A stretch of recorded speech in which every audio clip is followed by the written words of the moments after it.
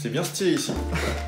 Salut tout le monde, j'aimerais à travers cette vidéo vous expliquer comment fonctionne un drone, en commençant déjà par voir un petit peu tous les composants qu'on retrouvera dedans. Puis on va voir un petit peu comment est-ce qu'ils fonctionnent et surtout comment est-ce qu'on peut les caractériser pour éventuellement vous aider sur un futur build, mais surtout pour bien comprendre ce qui se passe dans votre drone. Ce tutoriel s'adressera avant tout aux débutants parce que vraiment clairement quand j'ai débuté j'étais complètement perdu dans tous les termes. Et donc voilà, j'aimerais vraiment vous éclaircir si vous êtes dans ce cas-là. Ça s'adressera aussi aux un petit peu moins débutants parce que j'aborderai certains points qui pourront très certainement vous apprendre des choses. Aussi à travers ce tutoriel, j'aimerais vraiment vous donner un maximum de clés pour comprendre vraiment ce qui se passe derrière un drone. Mais surtout, j'aimerais vous donner des pistes de recherche pour que vous ayez développé ce qui vous intéresse par vous-même. On peut commencer avec le châssis, il va tout simplement servir à soutenir tous les composants. Il sera en carbone pour des questions de légèreté et de solidité. Ensuite, on a la batterie, qu'on appellera aussi batterie LiPo pour son composé chimique. Elle viendra simplement alimenter tous les composants électroniques qu'on aura sur le drone. Et on viendra très généralement la brancher au drone avec une prise XT60. Ensuite on a vraiment le cerveau du drone, le contrôleur de vol qu'on pourra appeler Flight Controller en anglais. On pourra un petit peu apparenter ça à une carte mère d'un ordinateur, c'est-à-dire qu'on va y brancher vraiment tous les composants du drone et c'est elle qui va se charger de les mettre en relation. Ensuite on a le récepteur de commande qu'on appellera RX. Il va du coup simplement se charger de récupérer les informations qu'envoie le pilote avec sa radio et il va venir les transmettre à la Flight Controller. Ça c'était pour la partie commande. Maintenant pour la partie vidéo, on a d'abord la caméra qui va simplement se charger de récupérer les informations sur l'environnement et elle va pareil transmettre des informations à la Flight Controller. Et pour retransmettre ces images, on aura ce qu'on appelle un transmetteur vidéo ou un VTX qui va du coup émettre une onde émise à une certaine puissance et sur une certaine fréquence. Et au VTX, on viendra y connecter une antenne, tout simplement pour étendre la portée de réception, mais surtout que si vous alimentez votre VTX sans antenne, ça risquera de le cramer. Donc faites attention à ce point-là. Ensuite on a la partie motorisation. En commençant déjà par le moteur, qui va simplement se charger de faire tourner une hélice. Et ensuite, on a un composant qui viendra permettre de contrôler le moteur, c'est l'ESC. On a le schéma suivant, on a la Flight Controller qui va venir envoyer un ordre à l'ESC, donc ça peut par exemple être une vitesse de rotation. Et cet ESC va interpréter cet ordre et va le transformer en un signal qui permettra au moteur de tourner. Donc si vous comprenez bien, on a un ESC par moteur, et dans ce cas-là, l'ESC est sur une seule plaque électronique, mais il existe aussi des ESC 4 en 1, où on retrouvera carrément les 4 ESC sur une même plaque électronique. Avoir un ESC 4 en 1, ça a ses avantages et ses inconvénients. Par exemple, ça prendra très peu de place, on viendra très facilement le placer dans le drone. Mais un ESC 4 en 1 a un principal inconvénient, c'est que si un ESC se met à ne plus fonctionner, la plaque est peut-être condamnée à être jetée. Ensuite, on parlera de PDB. C'est une carte de distribution qui permet du coup, comme son nom l'indique, de redistribuer l'énergie aux différents composants du drone. Et si cette PDB possède des becs, eh bien on pourra convertir cette énergie à différentes tensions. Et ça sera vraiment super pratique pour alimenter tous les composants qui demandent vraiment des tensions différentes. Par exemple, pour faire fonctionner la caméra, on aura besoin d'un certain voltage. Pareil pour le récepteur de commande, donc vraiment super pratique cette carte de distribution. Mais heureusement aujourd'hui, cette PDB est très souvent intégrée au contrôleur de vol. Du coup, on va directement pouvoir connecter la batterie sur la Flight Controller sans forcément s'embêter avec une plaque externe. Sachez que lorsqu'on aura des ESC 4 en 1, souvent la PDB y sera intégrée. Donc plutôt que de brancher la batterie sur la Flight Controller, on va venir la brancher sur les ESC. Et la Flight Controller sera alimentée du coup aux 5 volts, je pense, par les ESC. On parlera aussi d'OSD, c'est un composant qui permettra d'ajouter des informations sur l'image capturée par la caméra. Par exemple la tension de la batterie, du coup le pilote pourra directement voir dans ses lunettes l'état de la batterie. Et pareil à l'époque c'était sur une carte électronique séparée, mais aujourd'hui elle est intégrée à la Flight Controller. Avant de commencer, j'aimerais préciser qu'on parlera de composants stackables lorsque le composant pourrait être empilé sur la Flight Controller. Par exemple ce VTX n'est pas stackable parce qu'il ne pourra pas s'empiler avec des vis sur la Flight Controller, mais il existe des VTX stackables, et d'ailleurs ici, le SC80 est stackable parce que, regardez, il viendra s'empiler directement sous la Flight Controller. Voilà, maintenant que vous avez un petit peu une vision d'ensemble sur ce que compose le drone, je vous propose de les éplucher en détail. Alors le châssis, la première chose qui pourra le caractériser, c'est sa taille. Par exemple, ici on a un 220 mm, c'est-à-dire que sur la diagonale de moteur à moteur, on est sur du 220 mm. On attribuera aussi le châssis N catégorie. Par exemple, ici on a un 5 pouces Martian 2, ça veut dire qu'on viendrait y mettre des hélices 5 pouces. Plus le drone sera grand, plus il sera stable en vol, et on pourra par exemple utiliser ça en long range. Mais plus il sera petit, plus le vol sera agressif et maniable, qu'on viendra du coup utiliser plus souvent en course et en freestyle. Avant d'avoir ce 220 mm, j'avais un drone de 270 mm, et je sentais que j'avais un petit peu de la peine dans les virages. Et clairement, je trouve que le 5 pouces est un super bon compromis entre maniabilité et stabilité. Après, j'ai eu l'occasion de tester des micro-drones, mais vraiment, je suis pas ultra fan des sensations de vol. Mais bon, après, chacun son point de vue. Le châssis sera aussi caractérisé par sa forme. On aura par exemple des formes en H avec un bus au centre. Et là, vraiment, ce sera super pratique pour y mettre tous les composants qu'on veut. Et la batterie se mettra au-dessus. On aura aussi une forme en X où les bras seront en croix et du coup on viendra mettre tous les composants dans une petite tour au centre. Là vraiment on va privilégier les composants stackables parce qu'on a très peu de place. Et la batterie viendra se mettre au-dessus. Et ensuite celui-ci est un HX, c'est-à-dire qu'on aura la croix du X et le bus du H.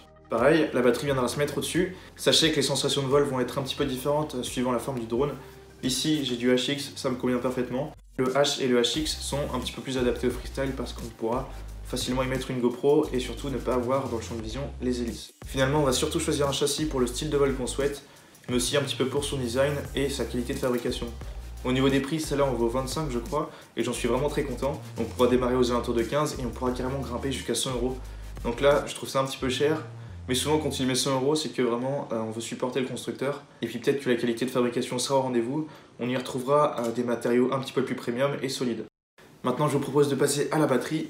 Même si en soi elle fait pas partie du drone, je pense que c'était important d'en parler. On parlera de l'IPO pour son composé chimique lithium polymère. Elle sera alors composée de plusieurs cellules. Par exemple ici on a une 4 cellules et on dira que c'est une batterie 4S. Ces cellules, on peut les voir un petit peu comme une petite batterie dont le voltage peut varier entre 3 et 4,2 volts. Si vous descendez en dessous des 3 volts, sa durée de vie risque d'en prendre un sacré coup. Aussi, la tension de la batterie chute de manière exponentielle à partir d'environ 3,5 volts. Donc vraiment, quand vous voulez, mettez vos limites à 3,6 volts. Pour éviter d'atteindre le seuil fatidique des 3 volts. Et 4,2 volts, c'est sa tension de charge maximale. Si vous montez au-dessus, ça risque vraiment d'être dangereux, mais de toute façon, pas de souci parce que tous les chargeurs LiPo sont paramétrés de la même façon.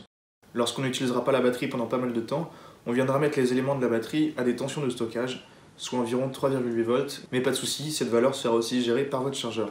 On parlera aussi de tension nominale qui vaut 3,7 volts pour une cellule. Par exemple, ici on est sur une batterie 4S qui aura alors une tension nominale de 3,7 x 4 volts. Aussi, un truc important à noter, c'est que lorsqu'il y a plusieurs cellules dans une batterie, ça va vraiment être important de les équilibrer, c'est-à-dire que chacune des cellules devront avoir à peu près la même tension. Finalement, plus il y a de cellules et plus on pourra envoyer du lourd, ça se ressent vraiment au pilotage au niveau de l'accélération et de la vitesse. Aussi, c'est important de préciser que la tension de la batterie sera directement appliquée aux ESC et aux contrôleurs de vol qui ont une PDB. Donc vraiment, quand vous branchez une batterie à votre drone, veillez à ce que ces composants-là supportent la tension de la batterie. Il y a quelques années, on était encore sur du 3S. Aujourd'hui, on est passé au 4S et ça offre vraiment bien plus de puissance. Et c'est un petit peu le nouveau standard parce que c'est vraiment le maximum autorisé en course. Aujourd'hui, on arrive à faire des composants qui résistent au 6S et on va venir utiliser ce genre de batterie si vraiment on cherche une accélération de fou. Et je pense d'ailleurs que ça deviendra le nouveau standard dans quelques années.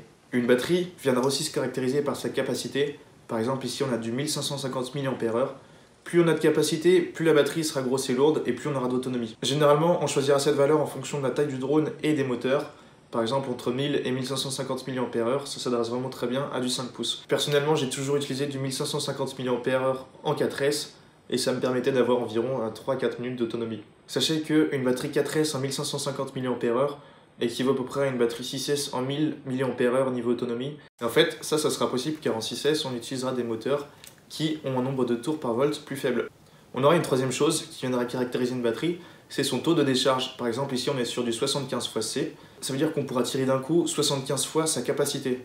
Ici, 75 fois 1550 mAh. 75 C, c'est pas mal, mais on pourra venir monter jusqu'à 100, voire bien plus. On choisira cette valeur en fonction des moteurs.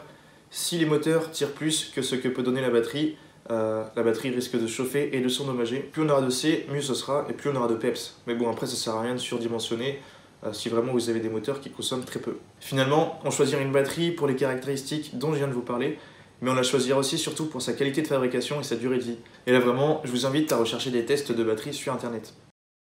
On aura maintenant le cerveau du drone, la Flight Controller. Elle sera animée par un logiciel, par exemple on aura ici Betaflight.